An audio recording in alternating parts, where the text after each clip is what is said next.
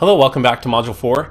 In this video, we're going to talk about plugins, and we're going to install a couple plugins and activate them and see how that works and what they do for our site. So the first plugin, well, before we get into it, actually, let me just describe them a little bit. So plugins basically just enhance your site's capabilities or functions. And it depends on which plugin you have installed, of what it will do and how that works. Some plugins come with a settings option that will add to your settings screen down here. It'll give you another option just for that plugin to change its settings. Some plugins may add some type of a widget that you can put on the sidebar. So it all really depends on what plugin you're looking for and why. So let's say that I want to be able to easily put an email capture form inside my website to be able to get people to subscribe to a newsletter. And let's say I use GetResponse, which is an autoresponder system, like a newsletter management system out on the web. So what I'm going to do is I'm going to type into Google WordPress GetResponse plugin, and I'm going to see what's available. And so right here we see WordPress.org, so that comes from WordPress official site, their plugins directory, GetResponse integration. Perfect. So that's the plugin we're going to go for.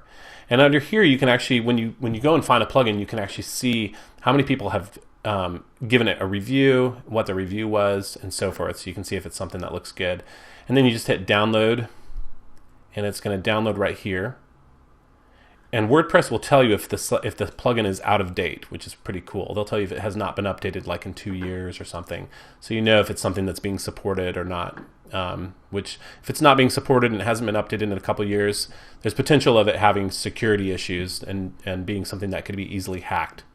So now we're going to add that plugin to our site. So if you remember how we added themes, it's a very similar process. We go to the plugin screen. You can either click here, add new, or just up here, add new. And then we're going to say upload plugin. And then I'm just going to drag and drop that right over the choose file, and you can see it populated here, and hit install now. And once it's installed, now we have the option to activate the plugin. So before I do that, I'm just going to go back over to installed plugins, and you can see it's sitting here waiting to be activated with a few others. So they give you these by default, and they explain what each plugin is. This says for very fast caching plugin for WordPress. So okay, that's cool. Should make my site a little faster. So I might activate that one first of all, actually. And it says super cache is disabled. Please go to this plugin admin page to enable caching. So I would go to that admin page, which I want to show you is under your settings screen now. So now under settings, I see there's a new one called WP Super Cache. And if I click on that, it takes me to the settings for that plugin. So I'm going to say caching on, and let's update status.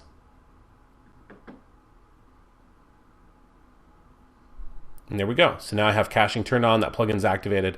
So I'm going to go back to plugins, and the one that we just installed, we're going to activate that one, the GetResponse integration. I'm going to hit activate.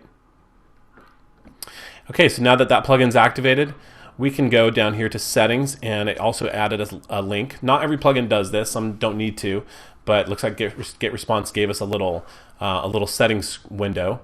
And here's where we put our API key. So within GetResponse, you get when you're a member and you're managing some newsletters, they give you an API key that I can put here. And when I put the API key here, it will attach my GetResponse account to this plugin and allow me to easily add opt-in forms or newsletter sign-up forms to any page or any blog post that I want, just very easily. And I can also add them to widgets on the side and so forth. So it makes it real easy. So let's look for one more plugin, and I'm actually going to go back to the plugins screen, and we're going to click Add New. And much like the themes, when you go to add a new theme, they give you a directory of some of these, and you can see they have a few here listed. Let's just look through what we have here. So we already did the Super Cache, Jetpack. It says supercharge your WordPress site with powerful tools. So let's just see what else they have. See if there's anything under popular. Contact Form 7, SEO. Okay, this looks interesting. Let's do the SEO one because a lot of people are going to be wanting to install SEO plugins. So if you don't know what SEO is, you're probably not going to want to install an SEO plugin necessarily. but SEO is search engine optimization. So you may want your website to be easily found on Google or Yahoo by people who are searching for certain terms.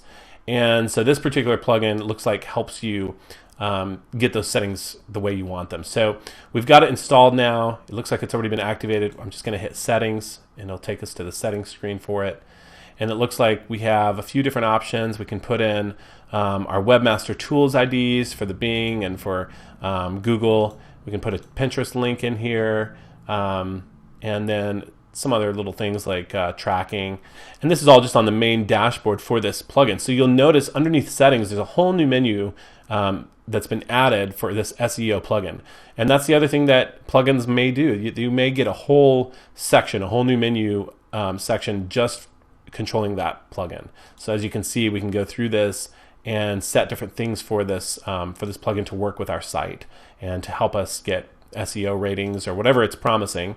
So as you can see, plugins can give you just a myriad of functionalities and options to expanding and enhancing your website to do pretty much anything you need it to do and have any type of settings or capabilities at your fingertips.